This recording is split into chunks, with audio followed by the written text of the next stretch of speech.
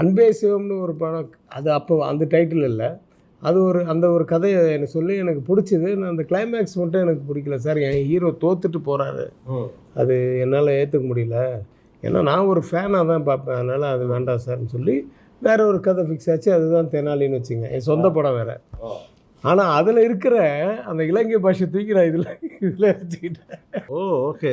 அப்போ நான் வந்து சார் அபி சண்முகில் ஒரு பெரிய ப்ளஸ் பாயிண்ட் வந்து அந்த லேடி கெட்டப், அந்த மாதிரி ஒரு ப்ளஸ் பாயிண்ட் இந்த படத்தில் இல்லை சார். காமெடி இருக்குது, எல்லாம் இருக்குது. அது வந்து ஸ்பாட்லேயே நம்ம இம்ப்ரூவ் பண்ணிக்கலாம், அதெல்லாம் ஓகே. இதான் ஒரு ப்ளஸ் பாயிண்ட் வேணும். ஏதோ மைண்டில் வச்சுட்டு தான் கேட்குறீங்க, சொல்லுங்கள் சார். நீங்கள் ஒரு கதை சொன்னீங்களே, அந்த ட்ரெயினில் ஒருத்தர் போவார், ஒருத்தர் ஃப்ரெண்டு. ஆமாம், அதில் பாஷை பேசுவீங்களே அப்படின்னு நான் உடனே பேசுகிறேன். அதே மாதிரி சார் இந்த பாஷையை நம்ம தெனாலிக்கு வச்சுக்கலாம் சார். தெனாலியில் நடிக்கும்போது எண்டு பீரியடில் திடீர்னு ஆர்ம்ஸ் எல்லாம் பெருசாக இருக்குது சார். என்னன்னா இல்லை, அடுத்த படத்துக்கு டெவலப் பண்ணுறேன் ஆளை வந்தானுங்க.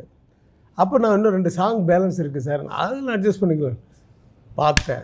இதை யூஸ் பண்ணுவோம் அப்படின்னு சொல்லிட்டு சார் கிளைமேக்ஸில் நீங்கள் அந்த ஆர்ம்ஸ் எல்லாம் காமிச்சு. ஆனால் நீங்கள் தெளிவான ஆள் சார், எதெல்லாம் இருக்கோ அது எல்லாத்தையும் கிளைமேக்ஸில் ஃபைட்லாம் பண்ணி வச்சு அவர் அடிக்கும் போதெல்லாம் அடி வாங்கிட்டு, அதுக்கப்புறமா அவருக்குன்னு ஒரு வெறி வரும்போது இந்த ஆர்ம்ஸ் எல்லாம் அப்படி காமிச்சு இவஞ்செல்லாம் அடிப்பார் தெரியுங்களா.